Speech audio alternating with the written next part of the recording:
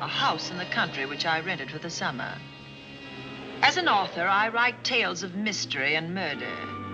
But the things that happened in this house were far more fantastic than any story I've ever had published.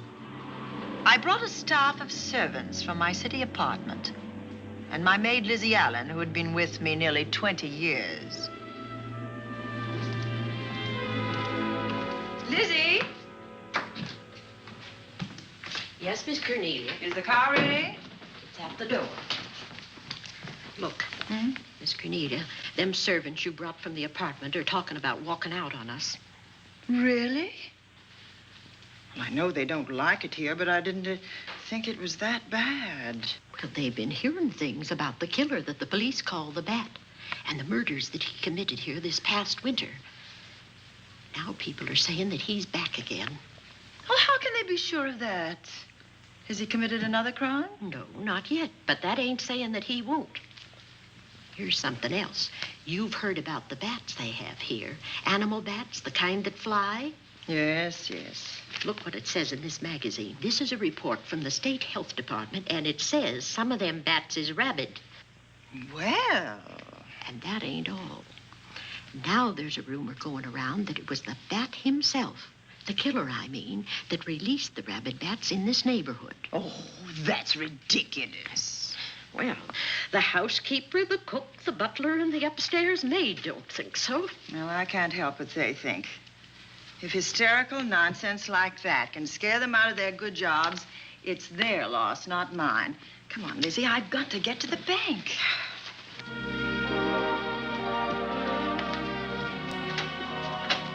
Drive directly to Zenith Bank, Warner. I'm afraid we'll have to hurry. It's near closing time. I'll get you there, Miss Van Gorder.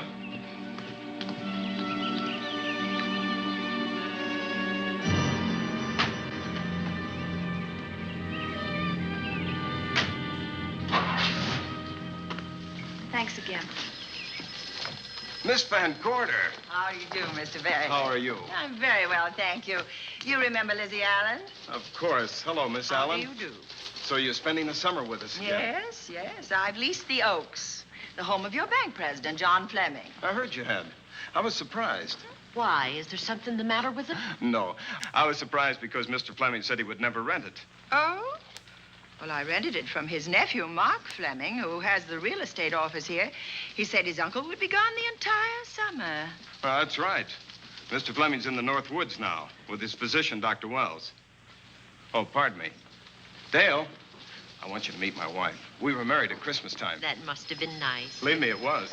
Oh, here she is. Oh, dear. My wife, Miss Van Gorder, Miss Allen. How do you do, Mrs. How do you Bailey? do? Cornelia Van Gorder. Yes. Oh, well, I've read every murder mystery you've ever written. I just adored that weird one, The Private Morgue of Dr. X, even though it gave me the shivers. Only the shivers? Scared hell out of me. Oh. Well, I really mean that Miss Corney killed them off in that one. When you refer to my books, please don't call me Miss Corney. Pardon me, Mr. Bailey. Mr. Hines is here to see you. Oh, yes. Excuse me, please.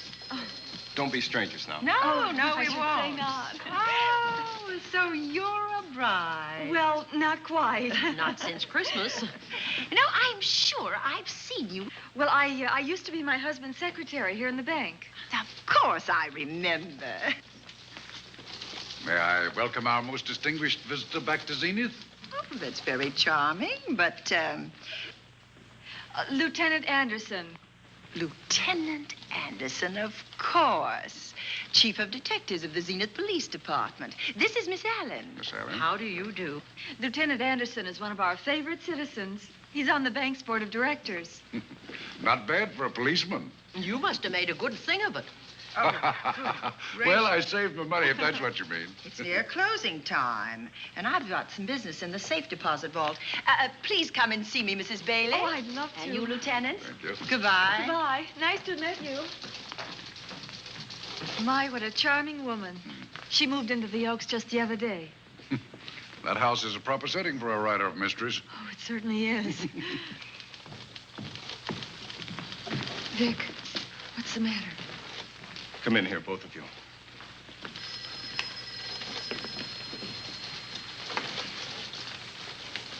Andy, we're in trouble.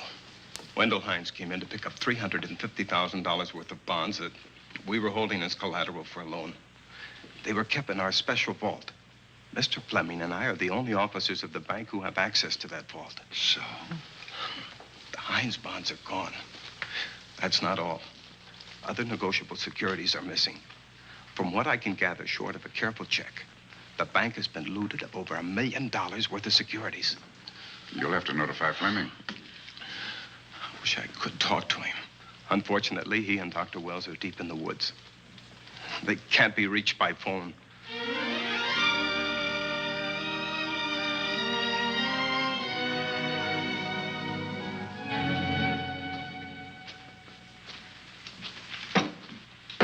What is it?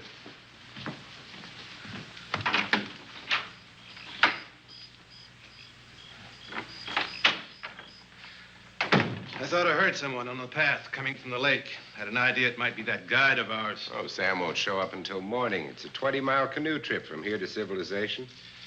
5 will get you 10. Sam has a message for me. I thought you told him at the bank not to bother you. I did, but they'll bother me. Doctor. Yes, John. What would you do for $500,000? Anything short of murder. Why not murder? Too messy. Too great a risk? For $500,000? Yes. I pinched $1 million from the bank. Oh, I'm not kidding. I embezzled it. Not that I think you wouldn't do it if you thought you could get away with it. I got away with it. I'm not talking about currency. I took negotiable securities that could be converted into cash. I have the cash in 10s, 20s, and 100s. Well, I'm your doctor, not your lawyer. Why tell me this? You'll find out why. Who's going to take the blame for the robbery? Bailey, the cashier. They'll never suspect me. I like Bailey. Well, so do I. I love the guy. I gave him his first chance. He has a lovely little wife. Charming girl. Was the best man. Where's the $1 million? In my family's tomb in Zenith. In the crypt with my father's casket. I don't buy that, John. No? No. You forget that I had you in charge when you were a very sick man. When you raved in delirium. And I heard you talk about a hidden room. Now, where else could you put a hidden room except in that mansion you built? That white elephant you call the Oaks. Look, everyone knows I have a bad heart. Now, who would doubt it if you wired the bank directors that my heart had failed? That I had fallen from a great height here in the woods, and that I was badly smashed up. You could ship the body back for burial and instruct them not to open the casket due to the condition of its contents. Well, you realize, of course, that we'd have to have a body to put in that casket, which means that we'd have to deal with an undertaker at this end. Of course. Well, where do we get a body? Couldn't we provide one of our own? How about Sam? Sam, our guide? Sam weighs about as much as I do. He's practically a hermit. He wouldn't be missed for a long time. The local undertaker would know him. Not if we made him look as if he'd been in a serious accident. But if Bailey's going to take the blame, why'd he have to do this? A jury might acquit him. In that case, I'd be a logical suspect. I could disappear, of course, but it's safer if they think I'm dead.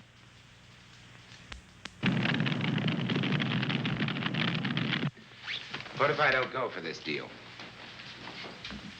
In that case, it would be too bad. You mean you'd kill me? What else could I do? Now that I've told you about the $1 million, I'd say you were shot in a hunting accident. Now, look, Doctor, if you can find another body instead of Sam's, it's all right with me. There's $500,000 in it for you. I'll do my best. I smell smoke. So do I. What's that noise? Look, Doctor, the woods are on fire. It's coming this way. We've got to get out of here. Out the back way. We will. As soon as I provide that body we were talking about.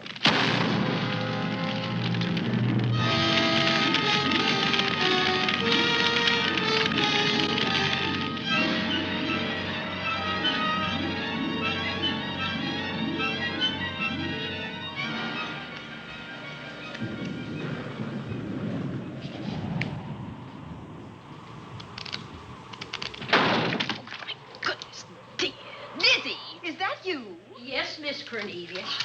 There's a storm coming up, and it's gonna be a snorter. The wind nearly blew the door off its hinges. Well, that noise blew my game higher than a kite. I think I've lost some of the cars. Oh, I'll get them for you. Oh, I see you found the paper.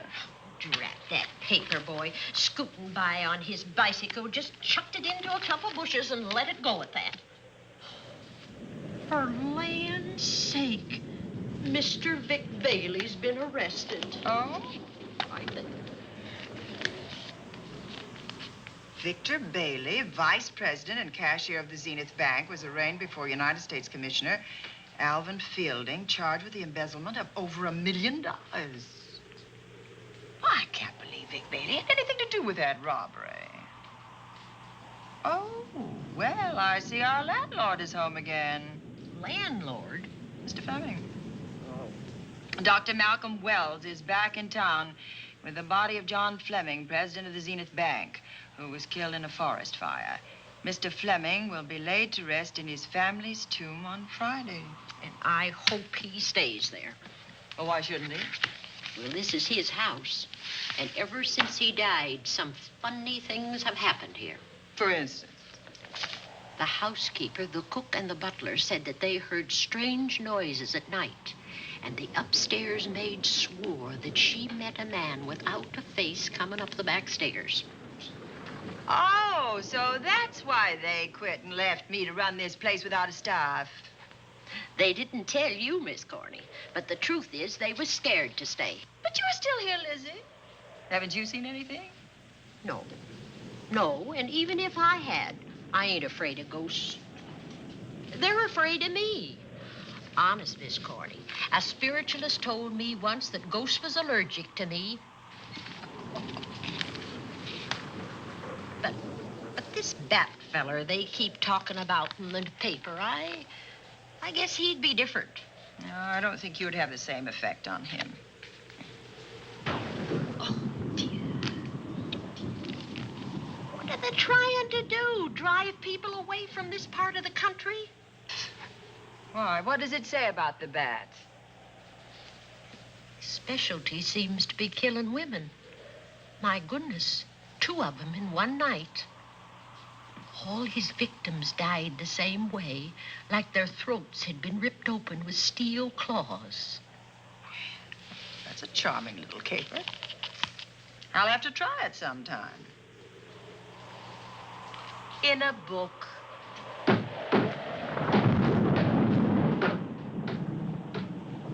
That ain't nothing, just something bumping against the house.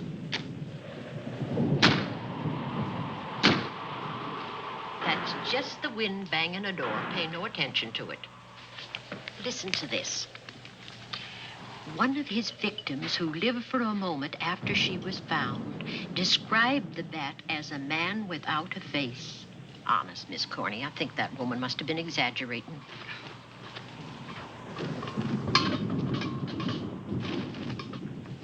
That's just that heavy tapestry at the top of the stairs. I know. I've heard it before on a windy night. But that sounds as if there was someone on the stairs. I know there isn't. At least there shouldn't be. There ain't. Them's just the noises you hear in any old house on a windy night. It says here that the bat never leaves no fingerprints. That's understandable. Having no face, he probably has no fingers either. Lizzie!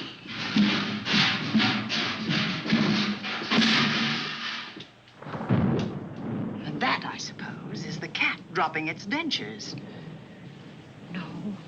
No, I don't think so.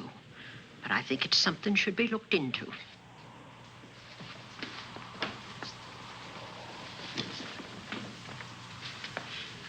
Now, who chucked him down here? The wind, I hope. There must be a window open up there. No, Lizzie. Let him lay. Let him sleep it off. I hope the power lines don't go down, put the lights out. Now, we'll check the windows in the living room and draw the curtains, and then we'll go to bed. Yes, ma'am.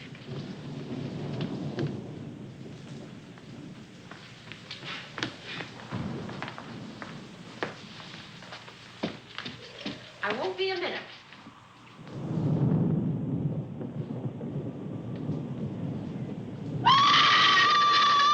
Gordy! Oh! What's that?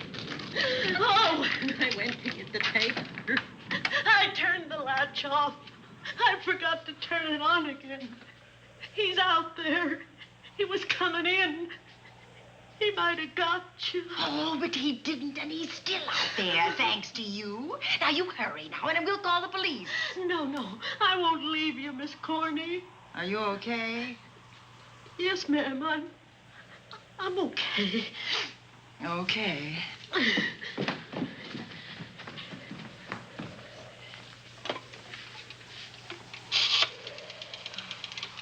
Operator? Give me the police department, please. Zenith Police Department. This is Cornelia Van Gorder. I'm living at the Oaks. We know about that, Miss Van Gorder. Just a moment ago, a man tried to force his way into this house. You're not alone there, are you? What about your servants? Well, I have none except my chauffeur, and he's away. He won't be back until the morning. Now, there's only 2 of us here tonight, and we're going to lock ourselves in my room. Now, if any of your men see anything, will you have them call me? I'll send officers over there right away. Oh, thank you very much. Come on, Lizzie. We're going to sleep in my room.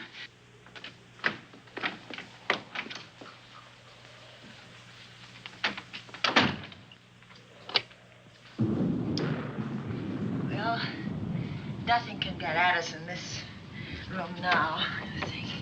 This door seems good and solid. Like the door to a tomb.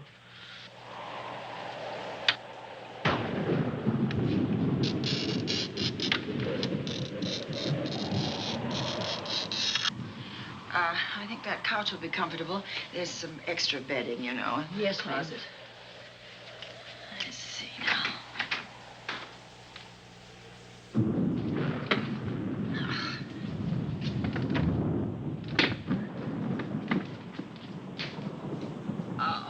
Huh? No bolt. Well, that's not so good.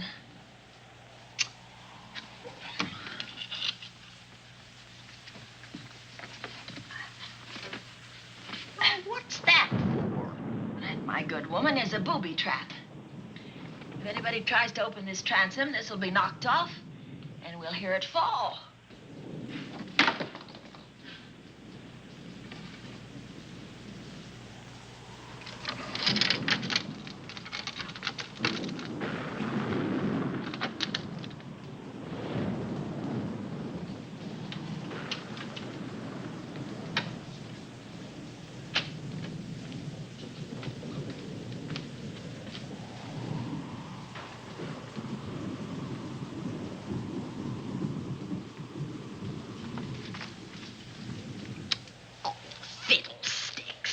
I forgot my night things, my robe, my gown, and my slippers. I'll go get them now. Now, wait a minute, Lizzie.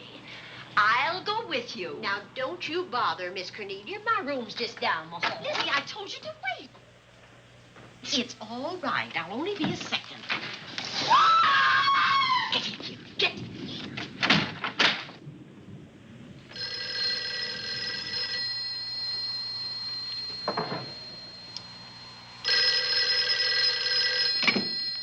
Yes? Miss Van Gorder? Yes? Zenith Police Department. There's a police car just outside your house, and the officers in it have reported that there's no sign of a prowler anywhere on the grounds. Well, the man's inside now. He's in the hall, just outside my bedroom. Have your men break through the kitchen door and search this place from top to bottom. Okay, Miss Van Gorder. Sit tight. I will. I have a gun, and I know how to use it.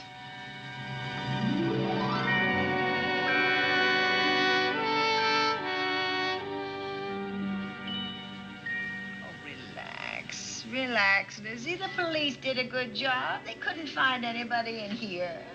But we both saw him, Miss Cornelia. All right, so he got away. But there are men on guard outside, so just try and get some rest. There's nothing can get at us here.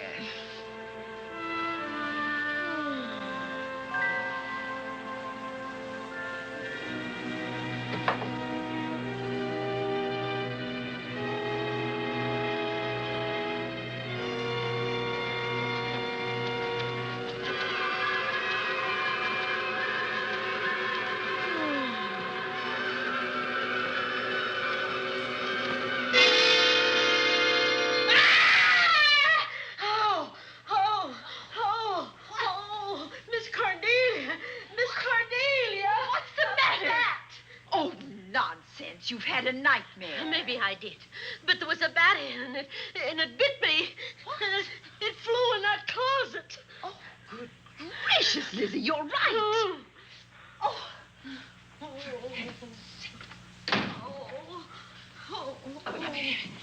Yes.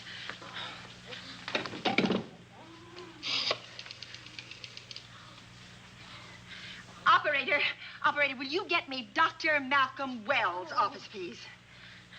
No, I don't know his number, and I have no phone book up here, but this is an emergency. Will you connect me with his office, please? Oh, dear, I'm going to get the rabies. Hello? Hello? Dr. Wells' office? This is a call service. Dr. Wells is out at the moment, but if you'll give me your name and number, I'll try to locate him. Well, this is Miss Van Gorder of the Oaks. My maid has just been bitten by a bat that may be rabid, and she must have treatment as soon as possible. And I was told that Dr. Wells was the nearest physician. I'll try to find him for you, and if I can't, I'll send you another doctor. Oh, well, thank you very much. Oh, he's out on a case. Oh. Oh, I hope it's not a delivery. A baby, I mean. They can be terribly complicated. It never bothered me none. Oh, Lizzie, you never had a baby. Of course I didn't. That's why they never bothered me. Oh, does it hurt, huh? Little.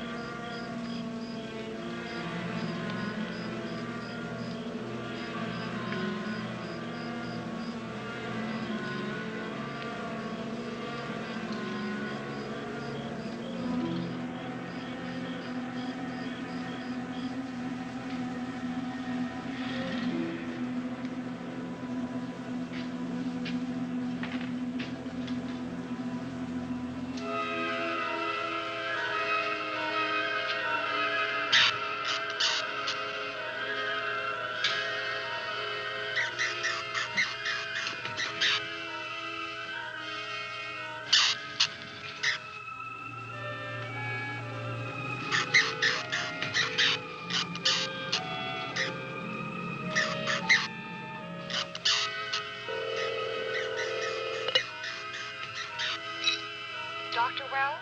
Are you there, Dr. Wells? Are you there, Dr. Wells? This is the operator. Your call service is on the wire. It's an emergency. This is Dr. Wells. This is your call service, Doctor. Oh, hello. I was just doing an experiment. I left the receiver off. That's what I thought, but I kept trying. Miss Van Gorder at the Oaks called and said that her maid had been bitten by a bat, and she's afraid it might be rabid. What? Oh, all right. Tell her I'll be right over there.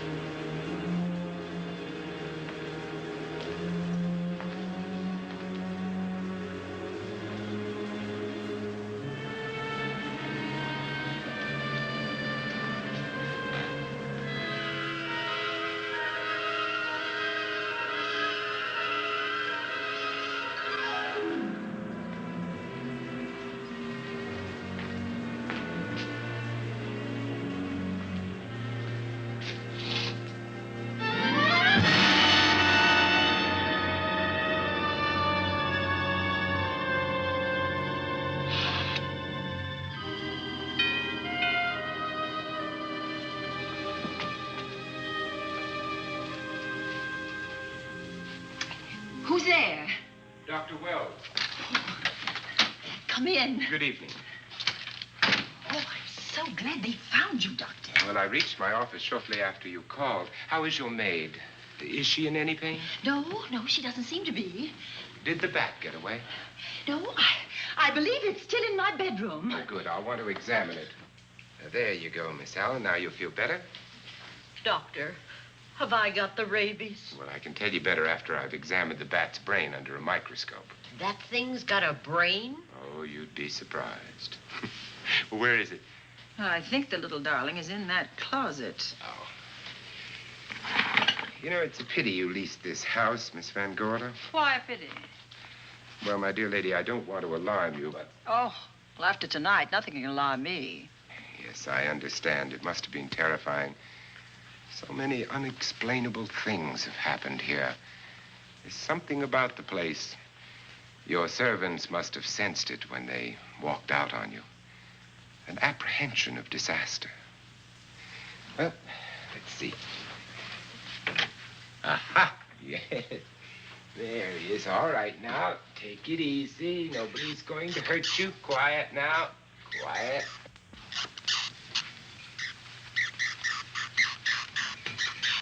And he looks quite normal. Doesn't seem to be sick at all. Oh, ain't that nice? I've been worried about him. Well, you should be. From his appearance, I'd say that he doesn't have any infection. In which case, you've had a narrow escape. Now, you take one of those tablets I left for you, and I'll guarantee you a good night. And I'll drop in on you tomorrow. Oh, thanks for everything, Doctor. Now, don't worry. I can find my way out. Oh, I know you can, but do let me help you. Oh, don't forget that once I'm gone, you'll have to climb those stairs alone. Oh, I'm all right. I'm armed now. Can you shoot one of those things without shutting your eyes? Oh, Doctor, there are guns in every book I've ever written. I don't write about things I'm unfamiliar with. Lock the door, Lizzie. Good night. Yes, ma'am. Good night, Doctor. Accident? No, the wind blew him down. Oh. I think. Oh. Did you know that young Mark Fleming leased you this house without notifying his uncle? No, I didn't. Well, it doesn't matter now. John Fleming is dead, and Mark's his heir. But if John were alive, he would warn you to leave here, Miss Van Gorder. Really? Yes. It's been a tragic place for anyone who ever lived in it. Well, good night. Good night, Doctor. Who's out there? Nobody you need worry about, Doctor. Oh, it's Andy. That's right. Oh, good evening, Miss Van Gorder. Good evening, Lieutenant. Somebody sick here? My maid was bitten by a bat. Oh? A rabid bat? Well, I'll know for sure when I get to my lab. I caught the bat. It happened indoors? In my bedroom, yes. How'd it get in? Well, there are many ways a bat could get in a house. You ought to know. I spotted this hole in the window the minute I got here. Why? That's where the two-legged bat got your door open. Miss Van Gorder told me that she phoned headquarters at Zenith. Yes, I phoned twice. The second time was after the prowler got in the house. Weren't you at headquarters, Andy? No, but they contacted me. An officer came and searched the house from top to bottom, but they couldn't find the bat. You better have this window fixed tomorrow. Oh, yes, I certainly shall. Yes, and I'd better be going. I'm due in surgery at 8 o'clock in the morning. Good night. Good night, Doctor. There'll be a man patrolling the grounds all night, Miss Van Oh, Gorder. thank you. And nobody inside, Andy? Why should there be? Well, how do you know but what the bat is hiding somewhere in the house? I'm quite sure he isn't in the house, Doctor. Not now. Good night. Good night.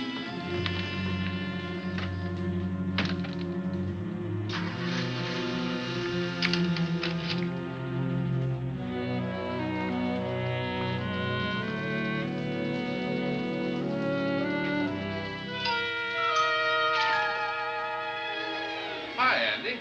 Hello, Mark. Well, congratulations. Real estate business must be picking up. New office, new furniture. New deal. How do you like it?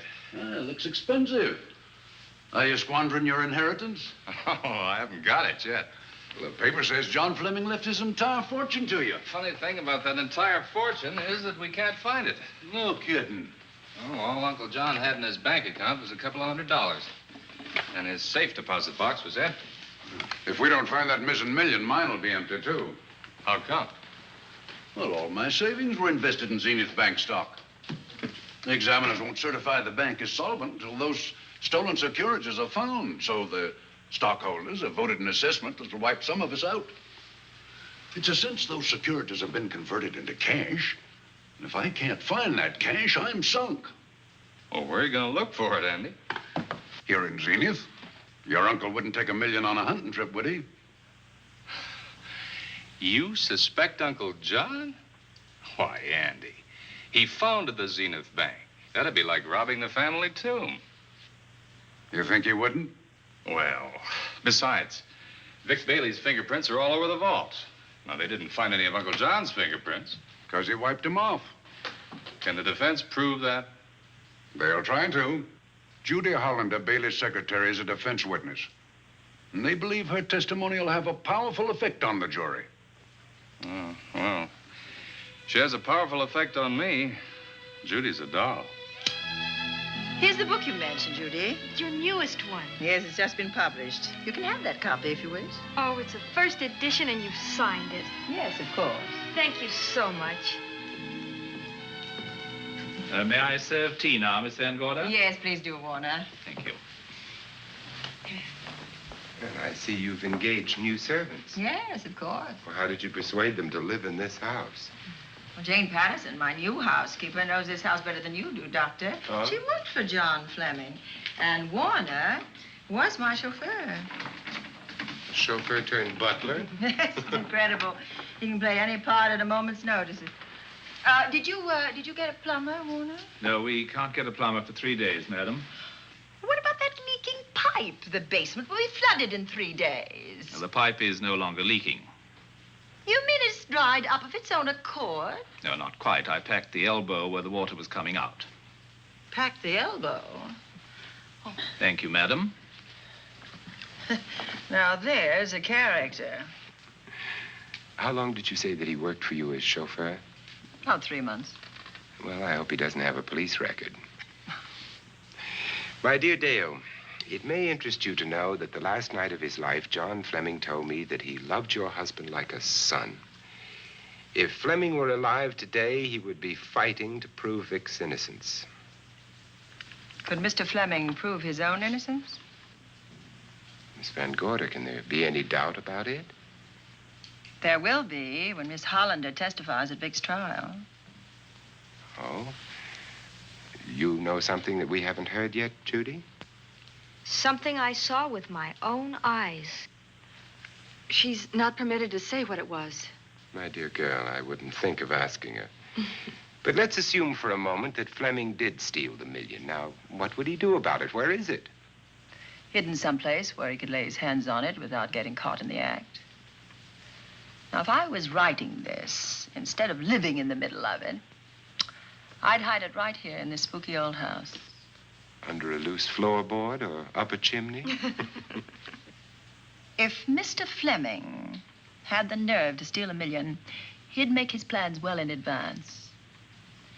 I'd say he'd prepare a place to hide it. Possibly when this house was being built. Now, I rented this place from Mark Fleming, his nephew. I wonder if he'd have the floor plans. I'll ask him.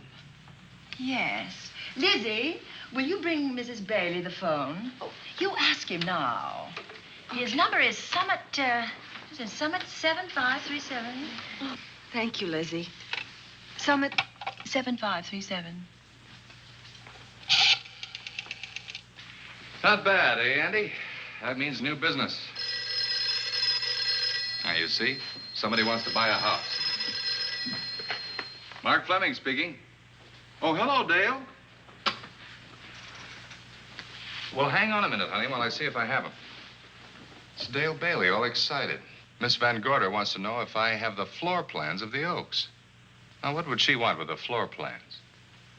Well, she suggested to me that your uncle might have hidden the bank loot there.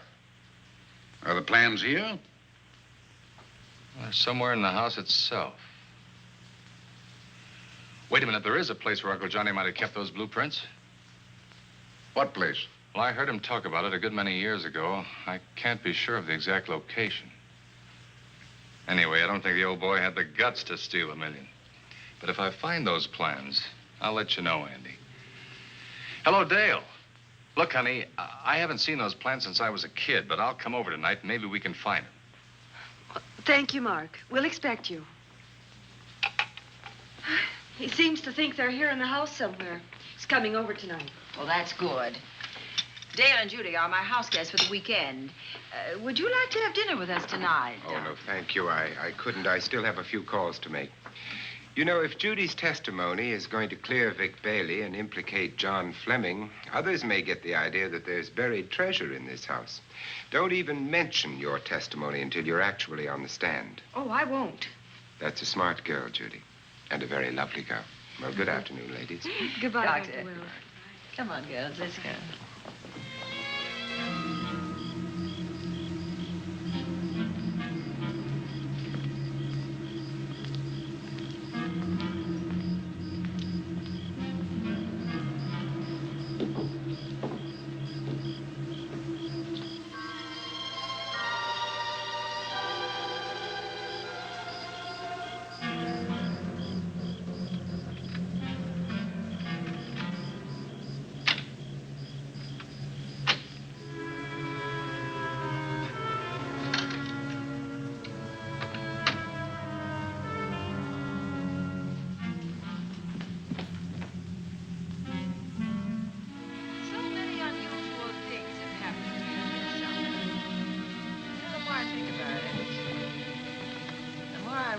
I should be putting them down on paper. Weren't you your husband's secretary, Dale? Yes, I was. Do you take shorthand? Mm-hmm. Well, my dear, if you'd like to have your mind occupied, I want you to work with me while I write the story of this fantastic criminal, the Bat.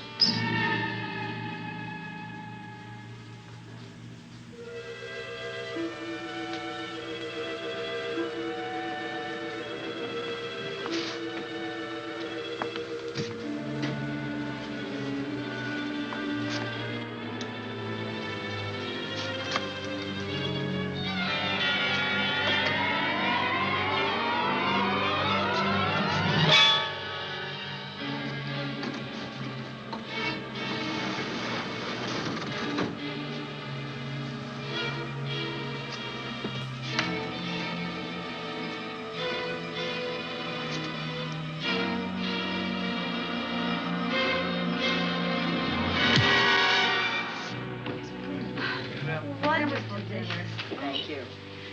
It's really nice. Good dinner, Lizzie, as usual. Wonderful. Oh, what a lovely piece of silver. It's an original, isn't it? Yes, they still use them in England for buffet breakfasts. Some hot water in the bottom. You should keep as hot your sausages and your scrambled eggs. Interesting. It's very useful. Really nice.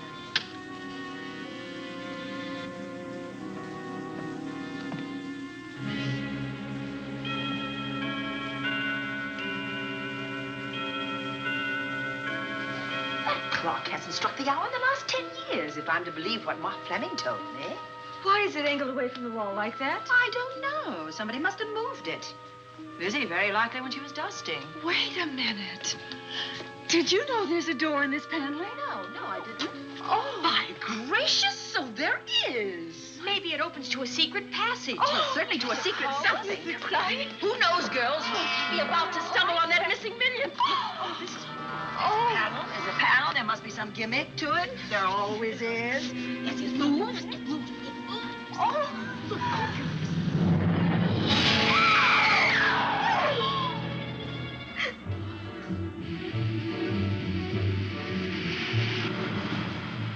Calling car 11. Calling car 11. Proceed to the Oaks in Zenith Township immediately. A homicide has been reported. Okay. Proceeding to the Oaks. Notify the county coroner, Dr. Wells. Tell him to come to the Oaks at once.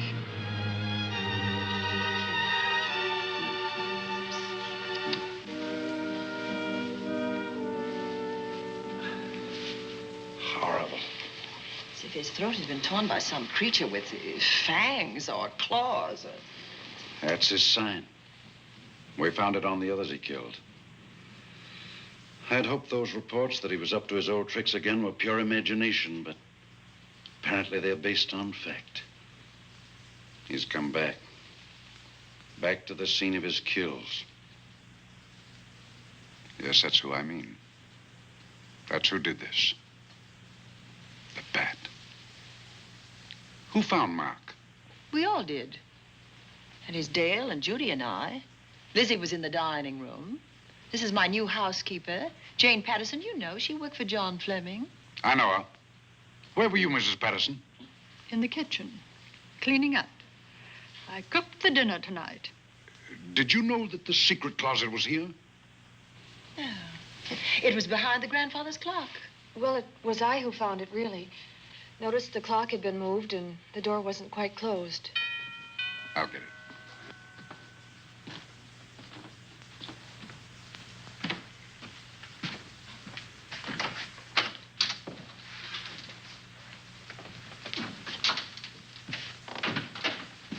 Who is it?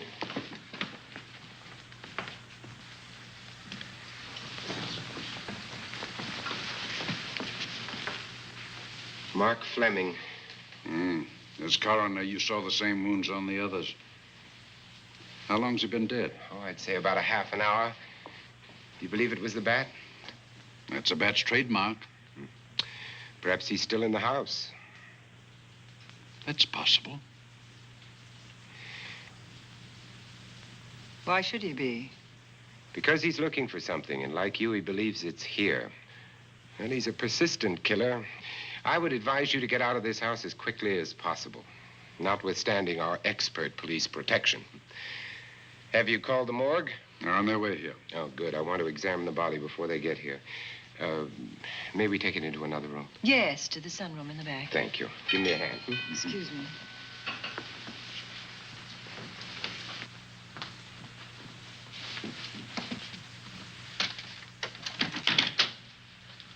Oh, Warner, where have you been?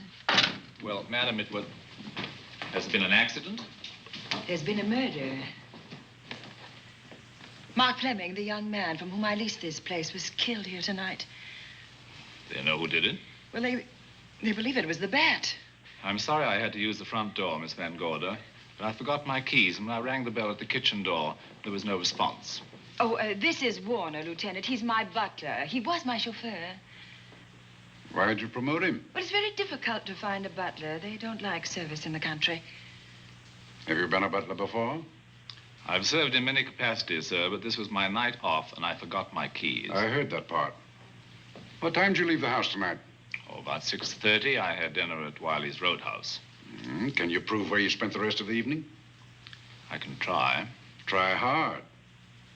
And don't leave the house. I'll get to you later. Very good, sir. I shall be in my room, Miss Van Gorder, if you need me. Yes, Warner. Surely you don't think he's... Warren and I have met before. I can't recall where or when, but I will.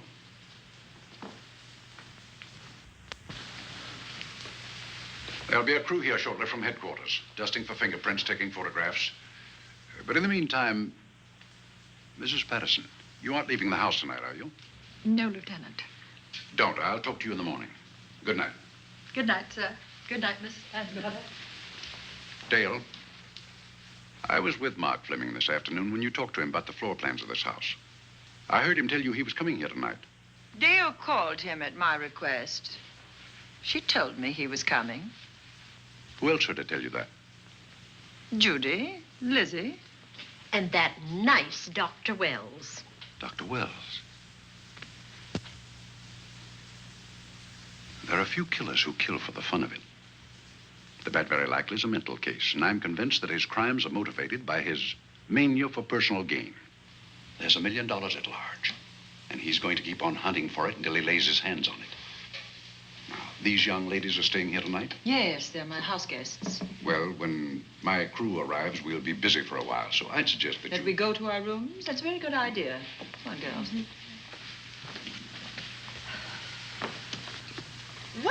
police guard for this house tonight, Lieutenant. You've got one.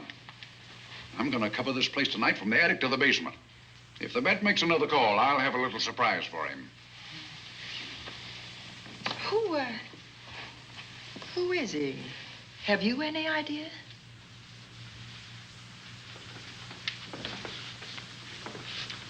He could be anybody. So far, there are clues to his identity, but nothing we could take before a jury. I'm afraid we must look higher than the criminal world. He may be a merchant, lawyer, doctor, scientist, one of the pillars of his community. Ladies, lock your doors tonight. Stay behind them. I promise you you'll be safe. Good night. Good night, Lieutenant. Good night.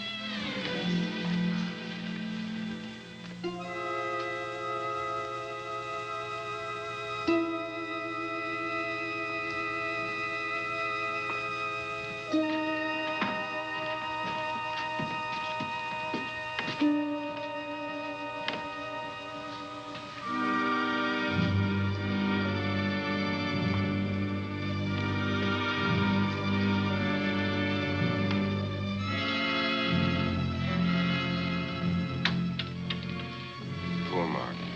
Yeah, it's a pity. So young. Well, Doctor, do you agree it was the bat?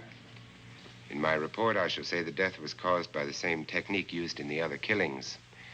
A paralyzing blow to the throat, followed by severe lacerations of the jugular, resulting in excessive hemorrhage. In a layman's language, he didn't know what hit him. Oh, he knew. But he didn't have time to think about it.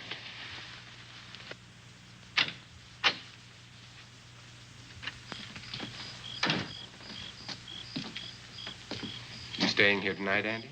Well, until I check the doors and windows, but I'll be back bright and early in the morning. Neither snow, nor rain, nor heat, nor gloom of night stays these couriers from the swift completion of their appointed rounds. A lot of people are due for a shock when I close this case. Yes, I'm sure they are. Good night, Andy. Don't get hurt. Good night, Doctor.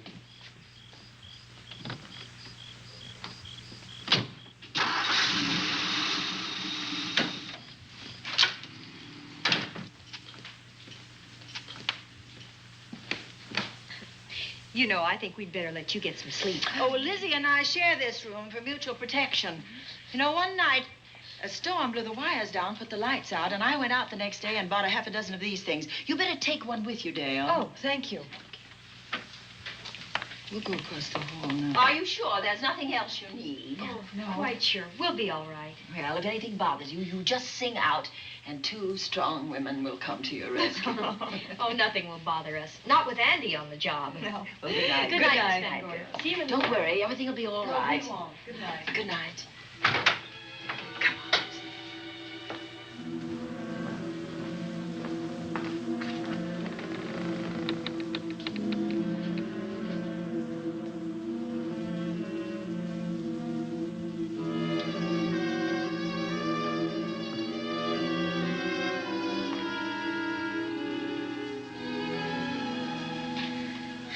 I don't think I'll sleep tonight. Me neither.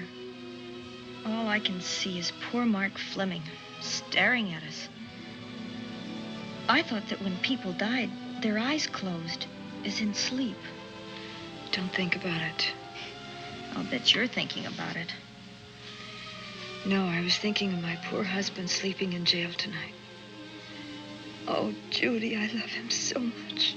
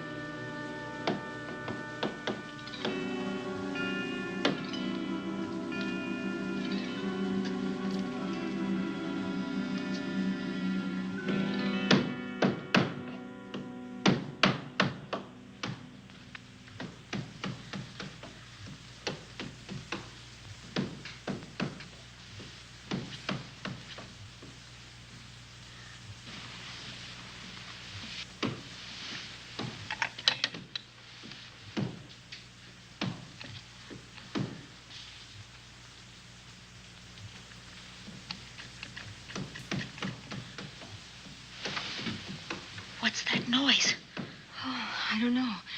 I kind of fell half asleep. For a moment, I thought it was something from a dream. It's somewhere in the house. Yes, on the floor above. Not directly over us. Probably a room overlooking the driveway.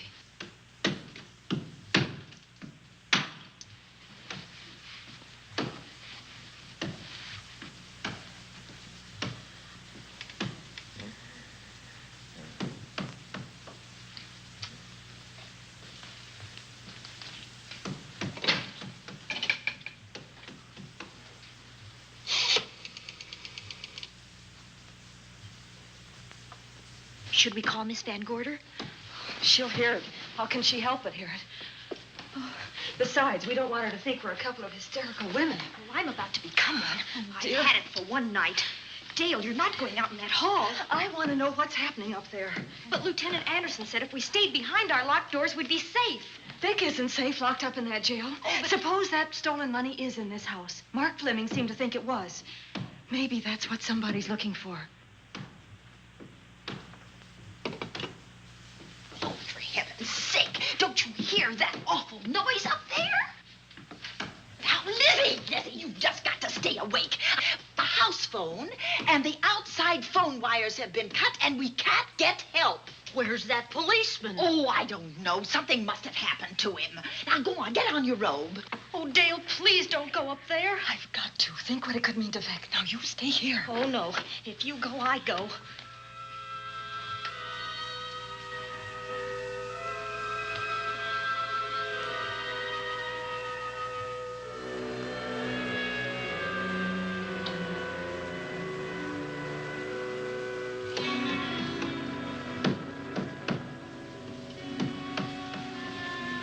You stay here. No, I won't let you go up there alone. You wait here. I'm going to see what it is. Oh, please let me go with you, Judy, Dale. will you warn me if anyone comes? I'll only be a moment. Now, wait.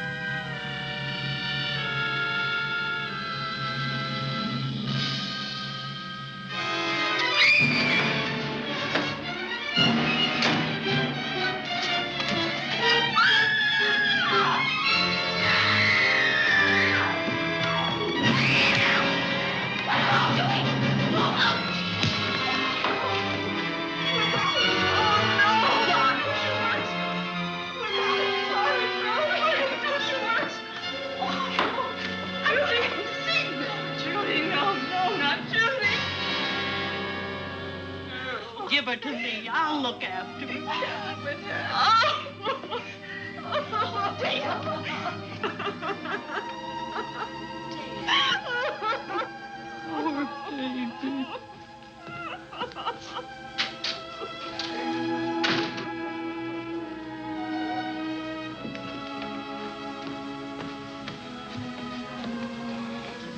Judy.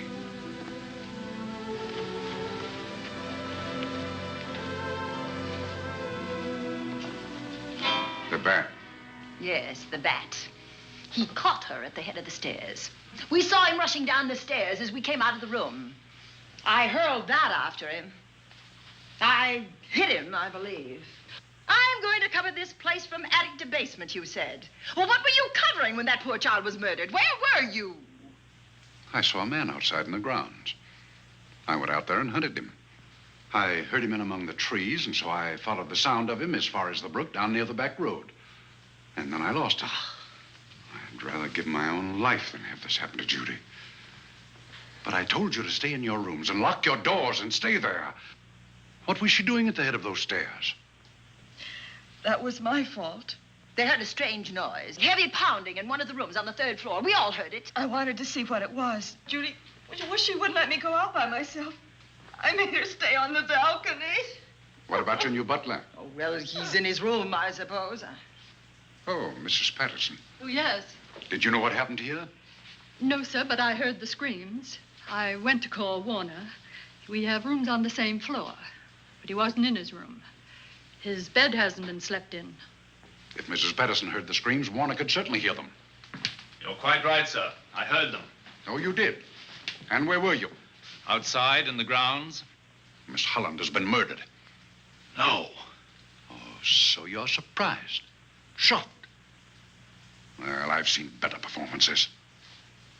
I remember you now. Your name's not Warner. I've got a circular in my office with your picture on it.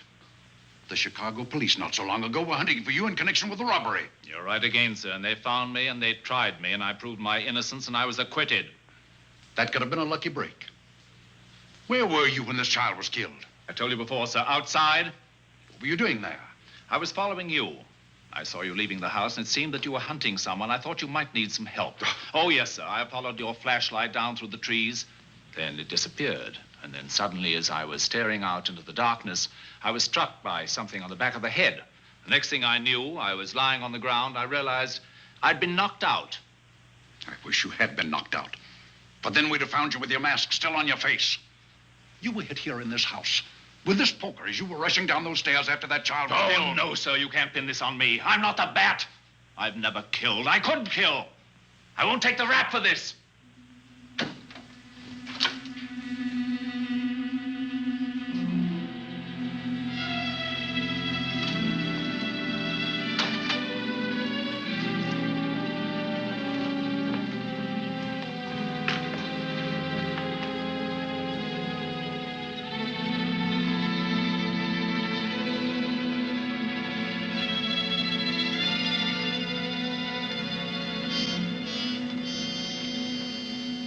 Well, Doctor, we have another case for the county coroner.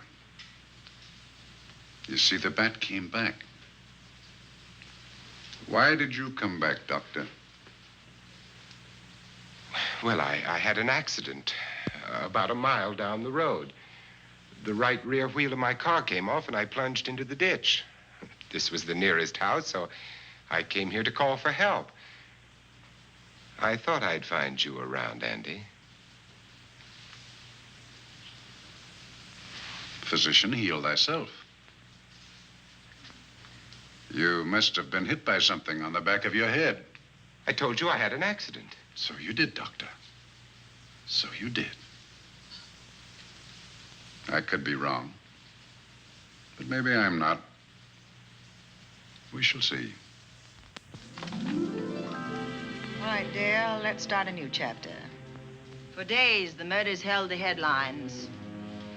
Lieutenant Anderson grilled us and ransacked the house from top to bottom. Warner was not placed under arrest, but his every move was watched. At night, except for a detective on guard in the house, the police and the reporters left us alone.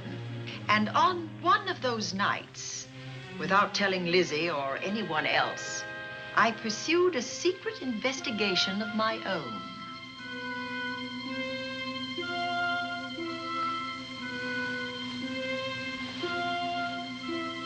It was in an empty room on the 3rd floor where we kept our trunks and other things.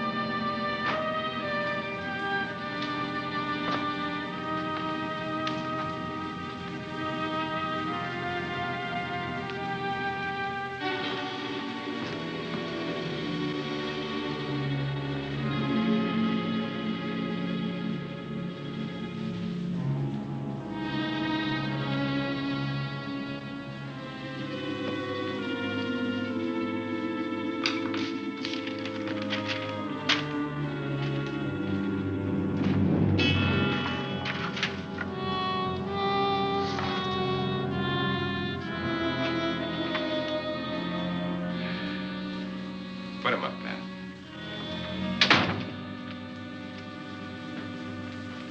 It's a bright idea to kill me in my own lab and let people think that I'm the bat. But you had to kill me first. What was it to be, ambush? And clever as you are, you're not smart enough to do that. Nor were you smart enough to find the money, though you came quite close to it. But I know where it is. And when you're dead with that sign pinned on your chest, I'm going to collect it and live happily ever after. He destroyed himself. How true that will be. Well, goodbye, Bat. Here's a serum that will heal you whether you're rabid or not.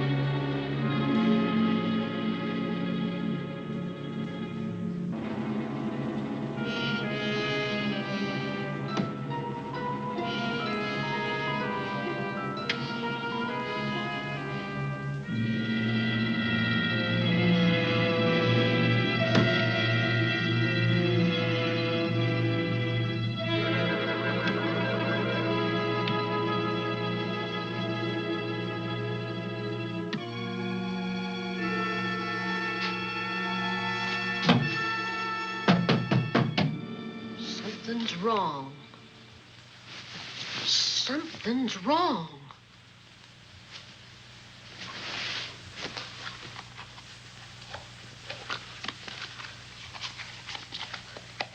Miss Cornelia!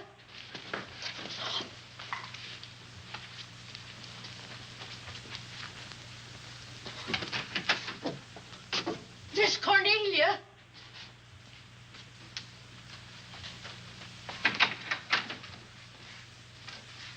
Now, where would she be going at this time of night?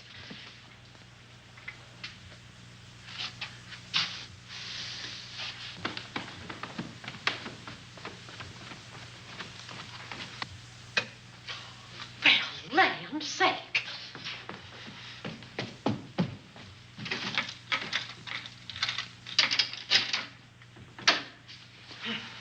I never.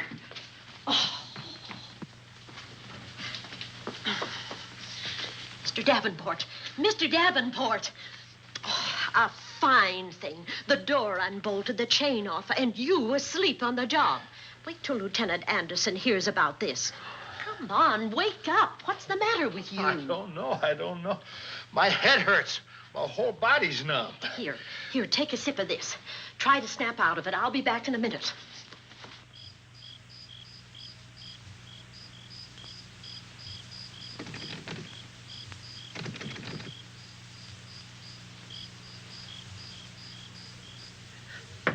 Hurry, will you? It's Lizzie. I'm terribly worried. I can't find Miss Cornelia anywhere, and something's happened to the policeman. I don't know what. Get Warner. Bring him to the drawing room. Tell him we need him.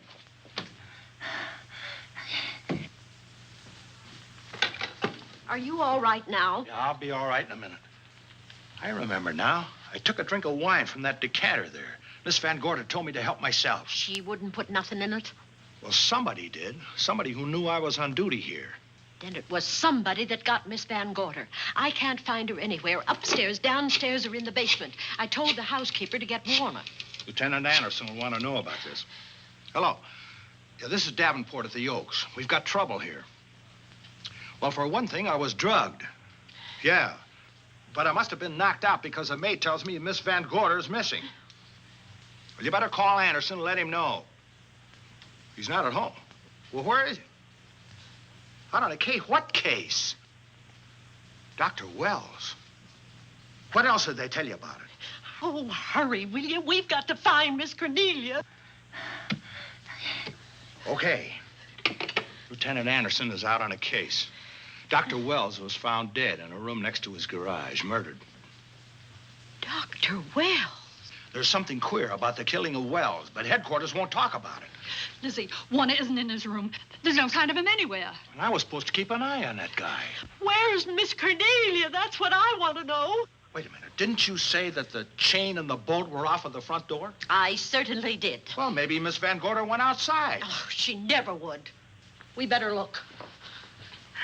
I can't breathe. There's no air.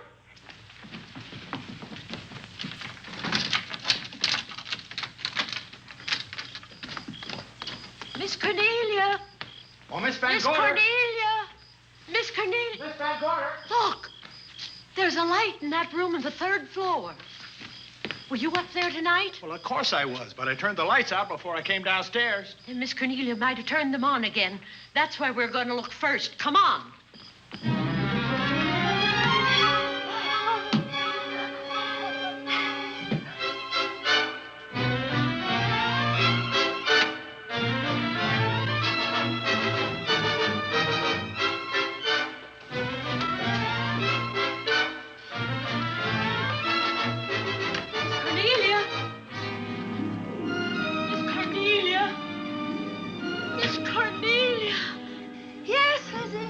I'm here.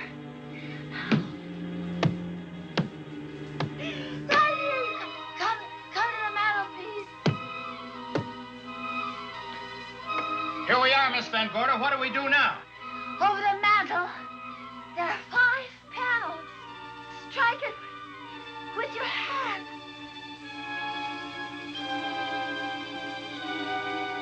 Which panel did you say, Miss Van Gorder? Oh, I can't. I just can't.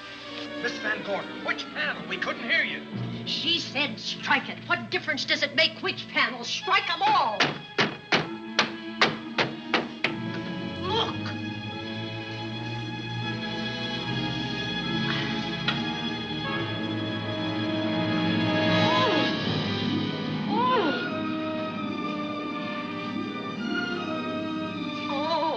It's all right now. It's all right, dear. Lizzie's here.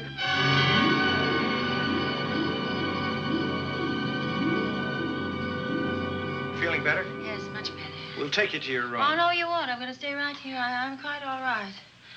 Oh, how blessed it is to breathe without an effort. You know, no one knows how sweet the air can taste until someone shuts it off for a moment. That room is just like a box. When the mantelpiece closed, it seemed like all the air was drawn out of it.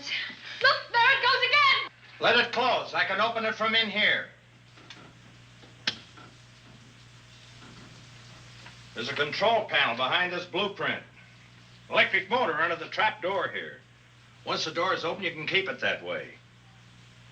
I believe that the fireplace in this other room opens the same way. And it does. I tried to find this, but I couldn't find it. Yeah, it's back at this blueprint here. Well, it's quite a setup. Too bad we can't open that safe in the same way. Take an expert to crack this box or a shot of nitro. Oh, maybe that's what the bat had in mind. Could be. Seems he's on the prowl tonight. Miss Van Gorder, Warner has disappeared. And Dr. Wells has been murdered. Dr. Wells? Lieutenant Anderson's on that case right now. Well, does he know what happened here tonight? They got word to him. He'll be here any minute.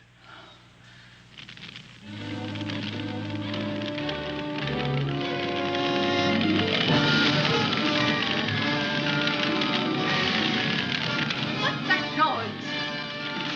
Miss Van Gorder, the garage is on fire. Scott, look at that.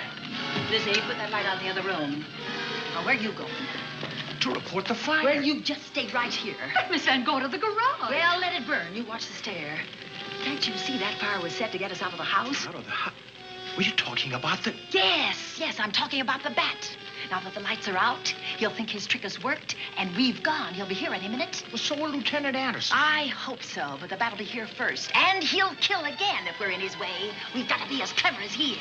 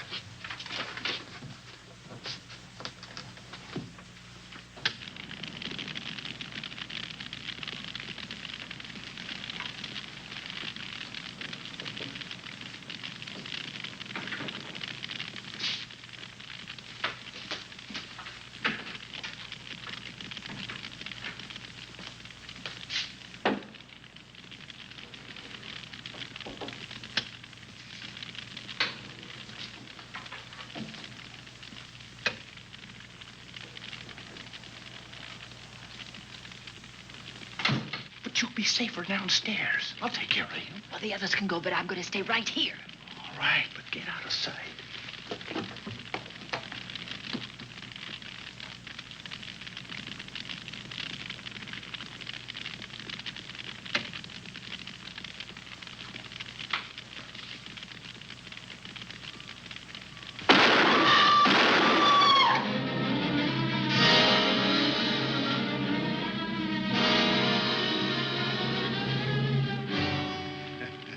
Let's face it, ladies, and get it over with. Others have seen my face before they died, but I'll have to deny you that pleasure. This would make a good scene for your book, Miss Van Gorder, but I'm afraid you'll never write it.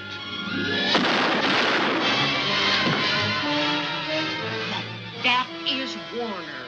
I could tell. You misjudged me, Miss Ellen. Warner! I don't like being a murder suspect, Miss Van Gorder. I was headed for a plane, but halfway to the airport, I changed my mind and came back. I'm glad that I did.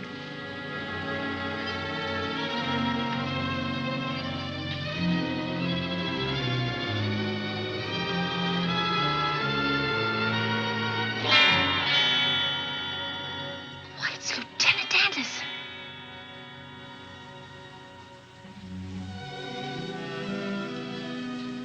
Yes, it was Anderson.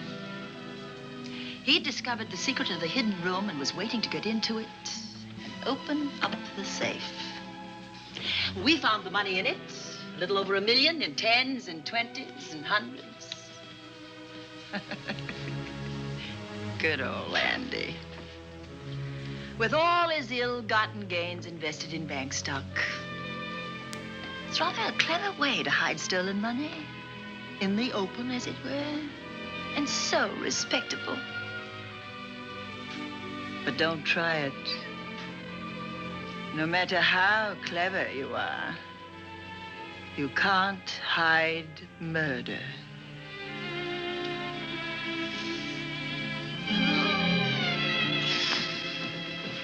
Well, that's it, Dale. That's the end.